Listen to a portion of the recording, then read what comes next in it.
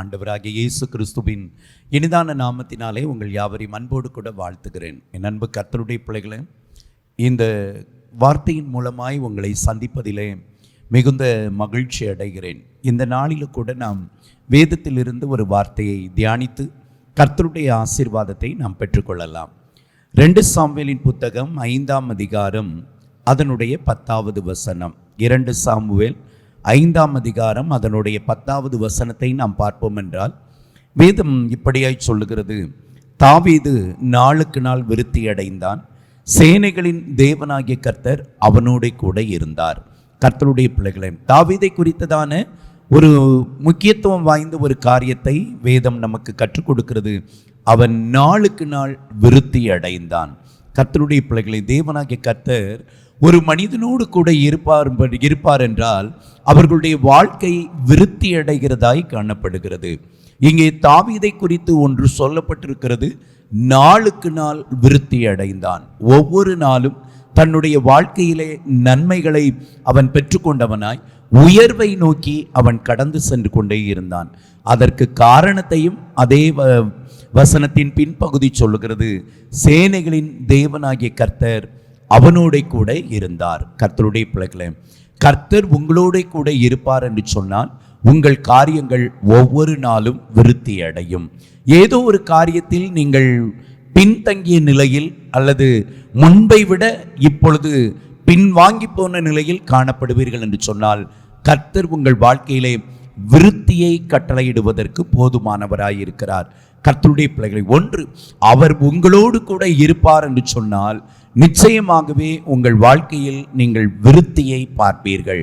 கர்த்தருடைய பிள்ளைகளை, தாவீதோடு கூட கர்த்தர் இருந்தார், உங்களோடு கூட கர்த்தர் இருக்க வேண்டும். முதலாவது, தாவீதோடு கூட கர்த்தர் இருப்பதற்கு ஒரு முக்கியத்துவமான ஒரு காரியம் உண்டு.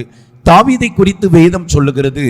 அப்போஸ்தலர் நடபடிகள் 13ஆம் அதிகாரத்திற்கு நீங்கள் வருவீர்கள் என்று சொன்னால், அப்போஸ்தலர் 13ஆம் அதிகாரம் அதனுடைய 22வது வசனம் இப்படியாய் சொல்லுகிறது: பின்பு கர்த்தர் சவுலை தள்ளி தாவீதை அவர்களுக்கு ராஜாவாக ஏற்படுத்தி, ஈசாயின் குமாரனாகிய தாவீதை என் இருதயத்துக்கு ஏற்றவனாக கண்டேன், எனக்கு சித்தமானவைகளை எல்லாம் அவன் செய்வான் என்று அவனை குறித்து சாட்சியும் கொடுத்தார்.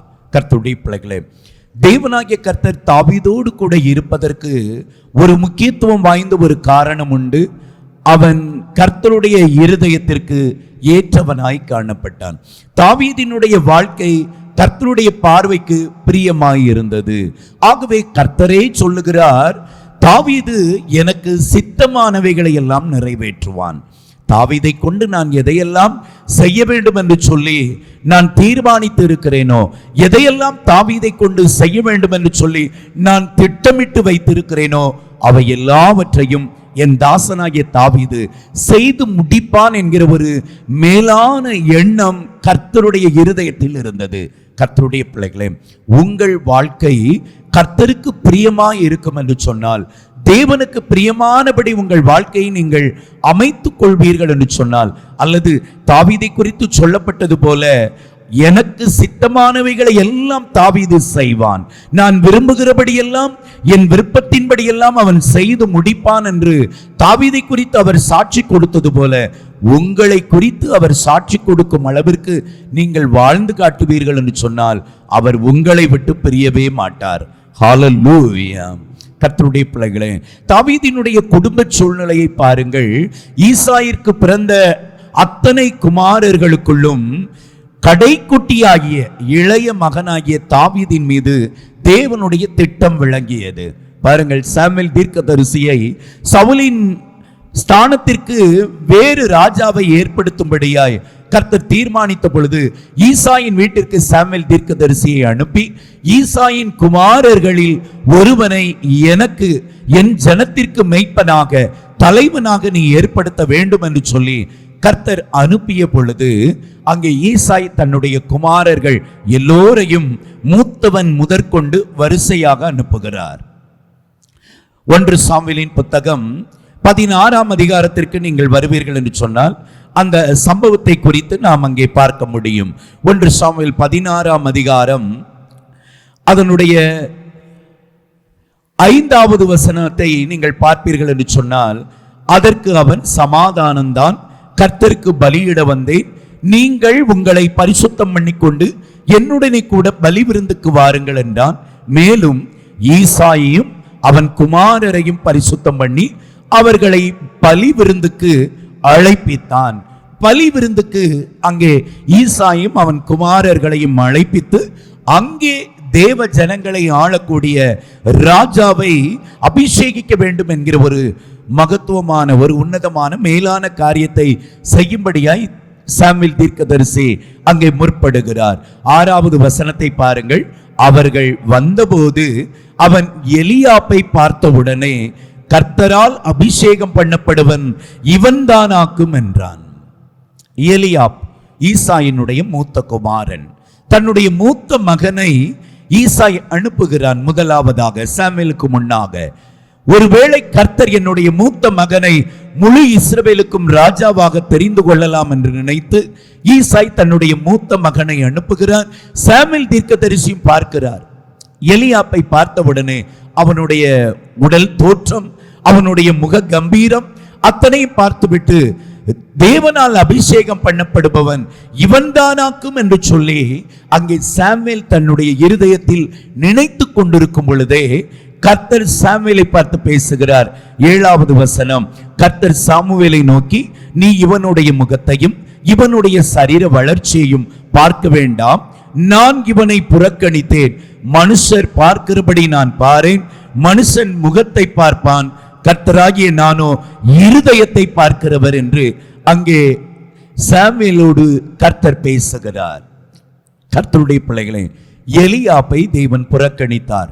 அதன் அடுத்ததாக அபினதாப் வருகிறான், அவனையும் கர்த்தர் புறக்கணிக்கிறார். ஷம்மா வருகிறார், அவனையும் புறக்கணிக்கிறார்.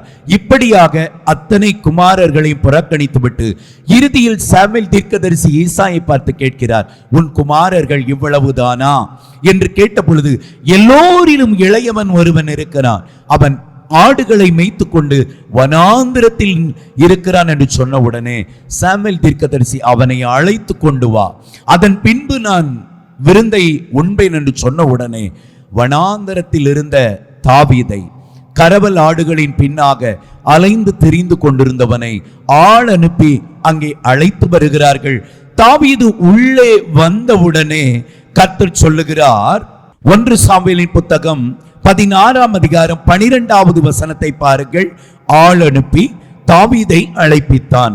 அவன் சிவந்த மேனியும் அழகிய கண்களும் நல்ல ரூபமுள்ளவனுமாய் இருந்தான். அப்பொழுது கர்த்தர், இவன்தான், நீ எழுந்து இவனை அபிஷேகம் பண்ணு என்றார். கர்த்தருடைய பிள்ளைகளை, தாவீது உள்ளே வந்தவுடனே கர்த்தர் சொல்லுகிறார், இவன்தான், இவனைத்தான் நான் தெரிந்து கொண்டேன், நீ எழுந்து இவனை என் ஜனத்திற்கு தலைவனாய் ராஜாவாய் அபிஷேகம் பண்ணு என்று சொல்லுகிறான். கர்த்தருடைய பிள்ளைகளை, ஈசாயின் மற்ற குமாரர்கள் வரும் பொழுதெல்லாம் தேவனாகிய கர்த்தர் அமைதியாயிருக்கிறார். தாவீது உள்ளே வந்தவுடனே சாமுவேல் தீர்க்கதரிசியோடு கர்த்தர் பேசுகிறார். இவன்தான், நீ எழுந்து இவனை அபிஷேகம் பண்ணு என்று சொல்லி தாவீதை குறித்ததான திட்டத்தை நிறைவேற்றும்படியாய் சாமுவேலோடு பேச ஆரம்பிக்கிறார். கர்த்தருடைய பிள்ளைகளே, சாமுவேல் தீர்க்கதரிசி கர்த்தருடைய உத்தரவு வந்தவுடனே தன்னுடைய தைல கொம்பை எடுத்து அவனை அவன் சகோதரர் நடுவில் அபிஷேகம் பண்ணுகிறார். உடனே தானே அந்த அபிஷேக தைலம் அவனுடைய சிரசில் ஊற்றப்பட்டவுடனே அந்நாள் முதற்கொண்டு கர்த்தருடைய ஆவியானவர் தாவீதின் மேல் வந்து இறங்கி இருந்தார். ஹல்லேலூயா. கர்த்தருடைய பிள்ளைகளே, யார் ஒருவருக்குள் கர்த்தருடைய ஆவியானவர் தங்கி இருக்கிறாரோ, யார் ஒருவரோடு கர்த்தர் இணைந்து நிற்கிறாரோ அவர்கள் விருத்தி அடைவார்கள். ஈசாயின் மற்ற குமாரர்களுடைய வாழ்க்கையை பார்க்கிலும் தாவீதினுடைய வாழ்க்கை வித்தியாசமாய் இருந்தது, மேன்மைப்படுத்தப்பட்டதாய் இருந்தது. காரணம், அவன் மீது ஊற்றப்பட்ட அபிஷேக தைலம், அவனுக்குள் இருந்த கர்த்தருடைய ஆவியானவர், அவனோடு இணைந்து நிற்கிற கர்த்தர். ஆகவேதான் 2 சாமுவேல் 5:10 சொல்லுகிறது, தாவீது நாளுக்கு நாள் விருத்தி அடைந்தான், சேனைகளின் தேவனாகிய கர்த்தர் அவனோடு கூட இருந்தார். கர்த்தர் உங்களோடு கூட இருப்பார் என்று சொன்னார். கர்த்தருடைய ஆவியானவர் உங்களுக்குள் நிறைந்திருப்பார் என்று சொன்னார். உங்கள் காரியங்கள் விருத்தி அடையும். உங்கள் ஊழிய பாதையில் விருத்தியை பார்ப்பீர்கள். உங்கள் ஆவிக்குரிய ஓட்டத்தில் விருத்தியை பார்ப்பீர்கள். உங்கள் பரிசுத்த ஜீவியத்தில் விருத்தியை பார்ப்பீர்கள். உங்கள் ஜெப ஜீவியத்தில் ஒரு விருத்தியை பார்ப்பீர்கள். உங்கள் விசுவாசத்தில் ஒரு விருத்தியை பார்ப்பீர்கள். கர்த்தருக்காக கனி கொடுக்கிறதில் ஒரு விருத்தியை பார்ப்பீர்கள். அல்லது இந்த உலகத்தின் நன்மைகளில் எதிலே விருத்தியற்ற நிலையில் இருக்கிறீர்களோ கர்த்தர் அதிலே உங்களை விருத்தியடைய பண்ணுவார். ஒன்று, அவர் உங்களுக்குள் இருக்க வேண்டும்.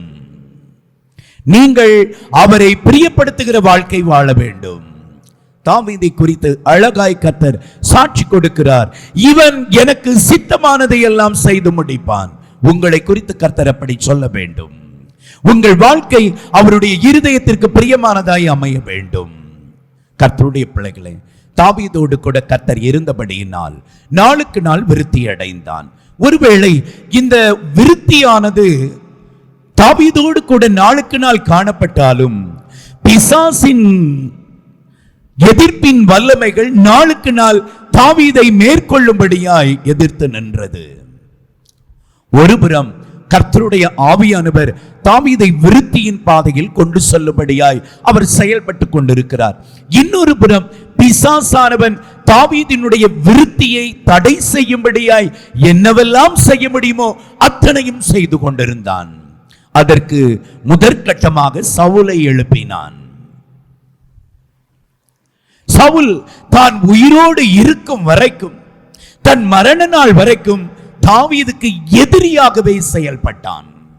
கர்த்தருடைய பிள்ளைகளை, எத்தனையோ சதித்திட்டங்கள் தீட்டி ஒருவேளை சொந்த மருமகனாக இருந்த போதிலும் அதையெல்லாம் மனதில் கொள்ளாமல் எப்படியாவது தாவீதை கொன்றுவிட வேண்டும் என்று சொல்லி அவன் பயங்கரமாய் தீர்மானித்து அதற்கேற்ற முயற்சியில் இறங்கின போதிலும் கர்த்தர் தாவீதோடு கூட இருந்தபடியினால் சவுலின் கைக்கு தாவீதை கர்த்தர் தப்புவித்தார். ஹல்லேலூயா. ஒருவேளை பொல்லாத சத்துருவானவன் உங்கள் வளர்ச்சியை, உங்கள் பெருக்கத்தை, உங்கள் விருத்தியை தடை செய்யும்படியாய் எத்தனை முறை எத்தனை விதங்களில் எழும்பி வந்தாலும் கர்த்தர் உங்களோடு கூட இருப்பார் என்றால் அதை தடுப்பதற்கு ஒருவராலும் எந்த ஒரு வல்லமையாலும் முடியாது.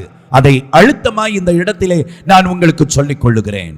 என்னை கேட்டுக்கொண்டிருக்கிற கர்த்தருடைய பிள்ளைகளே, என் சகோதரனே, சகோதரியே, என் பிள்ளைகளே, என் தகப்பனே, என் தாயே, உங்களுக்கு ஒரு காரியத்தை சொல்லிக் கொள்ளுகிறேன். கர்த்தர் உங்களோடு கூட இருப்பார் என்று சொன்னால் உங்களுக்கு எதிராக எத்தனை சத்ருவின் வல்லமைகள் பயங்கரமாய் எழும்பினாலும் உங்களை அவைகள் மேற்கொள்ள முடியாது. தாவீதிற்கு விரோதமாய் பொல்லாத பிசாசானவன் சவுலை எழுப்பிய போதிலும் அவன் கையில் தாவீதை கர்த்தர் விடவில்லை. மாறாக பெலிஸ்தியரின் கைகளில் சவுலும் அவன் 3 குமாரர்களும் பட்டு விழுந்தார்கள்.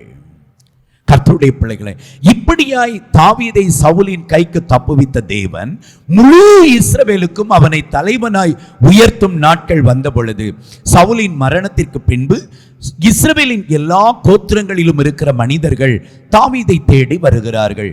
எப்ரோனில் இருக்கிற தாவீதின் இடத்திலே வந்து, கர்த்தர் உம்மோடு கூட பேசி இருக்கிறார். சவுல் உயிரோடு இருந்த நாட்களிலே அவர் உம்மை குறித்து சொல்லி இருக்கிறார். என் ஜனமாகிய இஸ்ரவேலை நீ மேய்த்து என் ஜனமாகிய இஸ்ரவேலுக்கு நீ தலைவனாய் இருப்பாய் என்று சொல்லி, ஆகவே நீர் வந்து எங்களை ஆள வேண்டும் என்று சொல்லி தாவீதை எப்ரோனில் இருந்து அழைத்து கொண்டு போகிறார்கள். கர்த்தருடைய பிள்ளைகளை, இப்பொழுது தாவீது ஒரு குறிப்பிட்ட ஒரு சின்ன கூட்டத்திற்கு தலைவனாய் இருந்தவன் முழு இஸ்ரவேலுக்கும் தலைவனாய் மாறுகிறான். அவனுடைய வாழ்க்கை விருத்தி அடைய ஆரம்பித்தது. ஹல்லேலூயா, ஹல்லேலூயா. ஒரு புதிய ஆரம்பத்தை, விருத்திக்கு ஏதுவான காரியத்தை கர்த்தர் செய்கிறார்.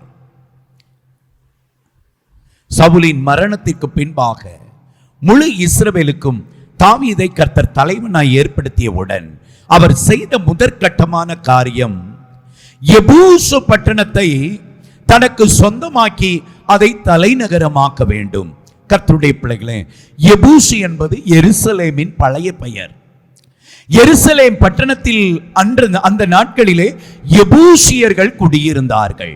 இந்த எபூசியர் மேல் யுத்தம் தொடுத்து அவர்களை மேற்கொண்டு எபூசை எருசலேமாய் மாற்றி இஸ்ரவேலுக்கு தலைநகரமாய் மாற்ற வேண்டும்.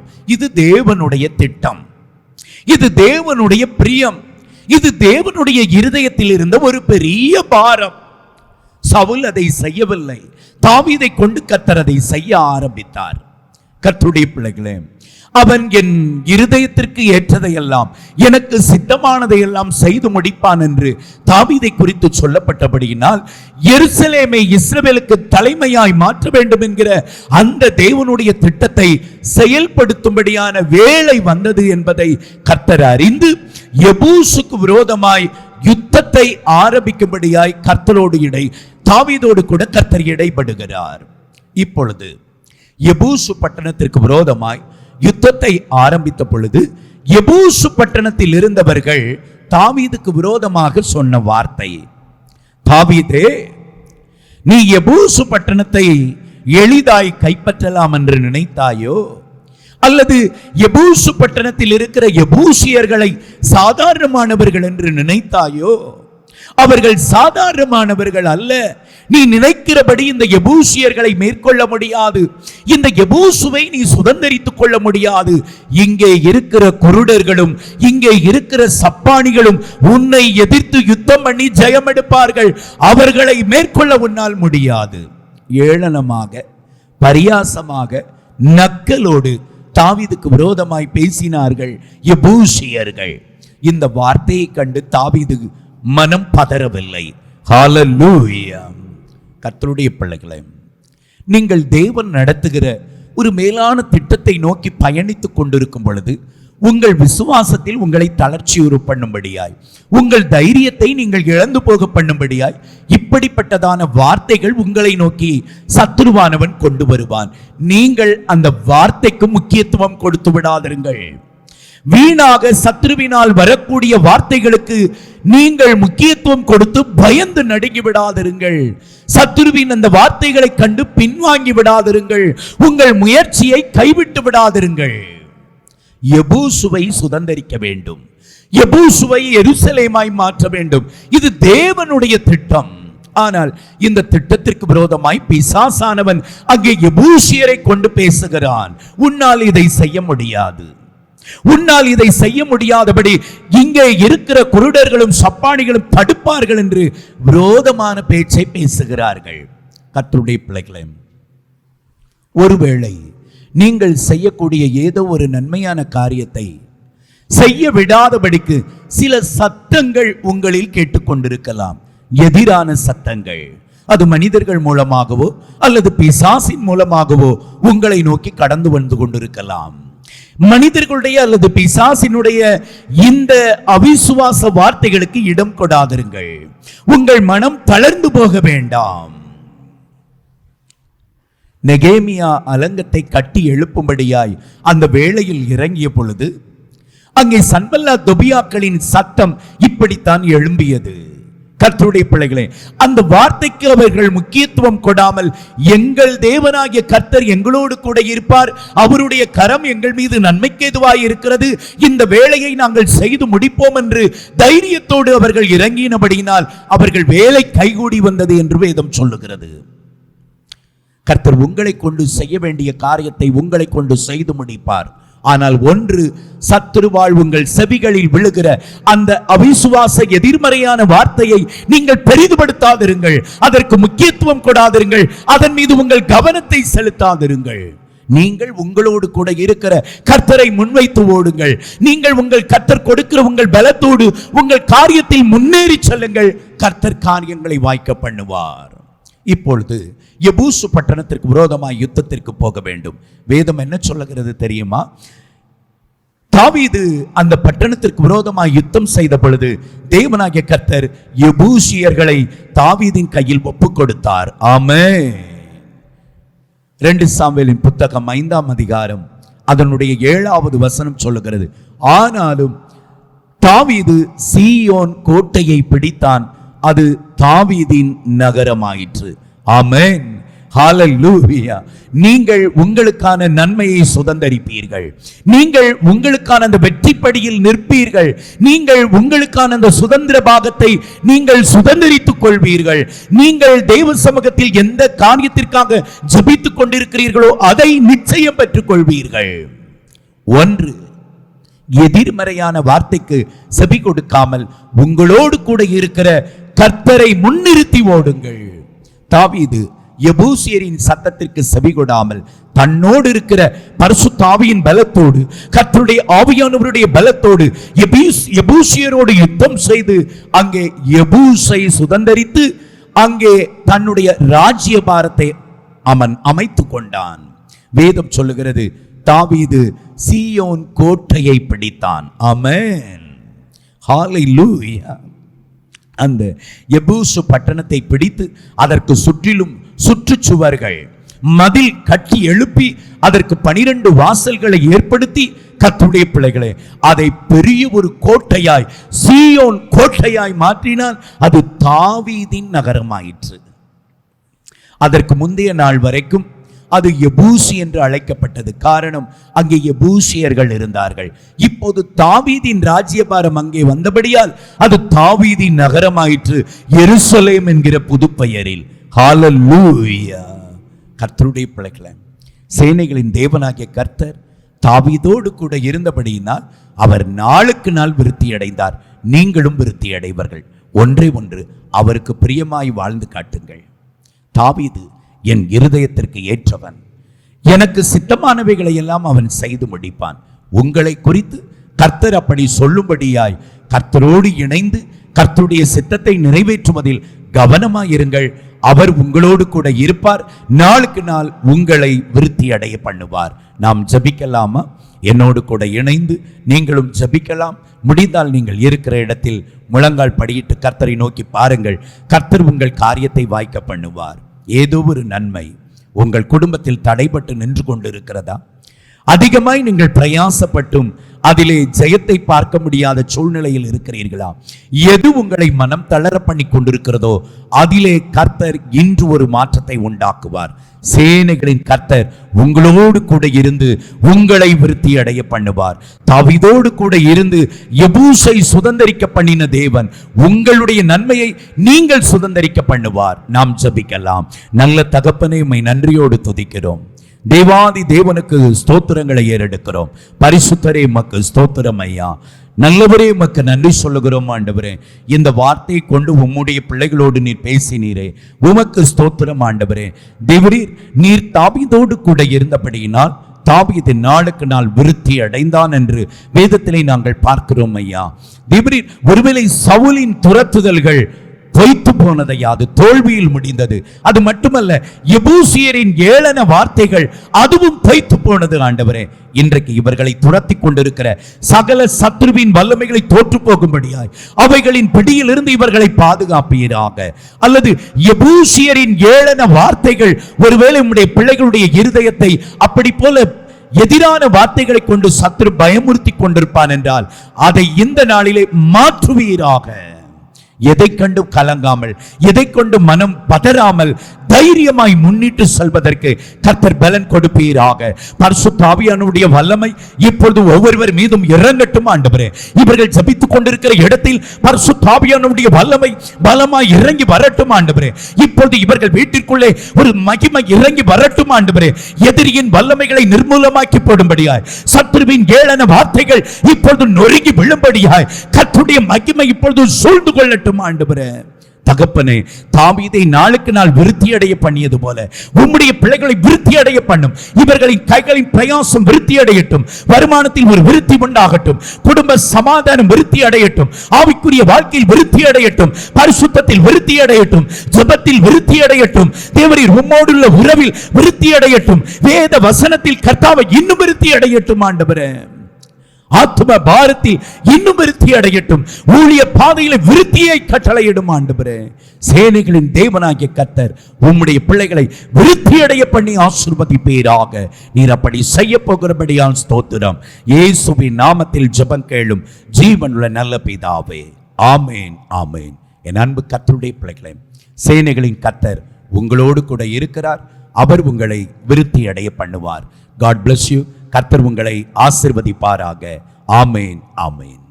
தொடர்பு கொள்ள வேண்டிய எங்கள் முகவரி: பாஸ்டர் டி. இன்பகுமார், இயேசுவின் பிரசன்னம் ஊழியங்கள், கர்மேல் பர்வதம், பேய்க்குளம், தூத்துக்குடி மாவட்டம், தமிழ்நாடு, இந்தியா. பின்கோடு 628613.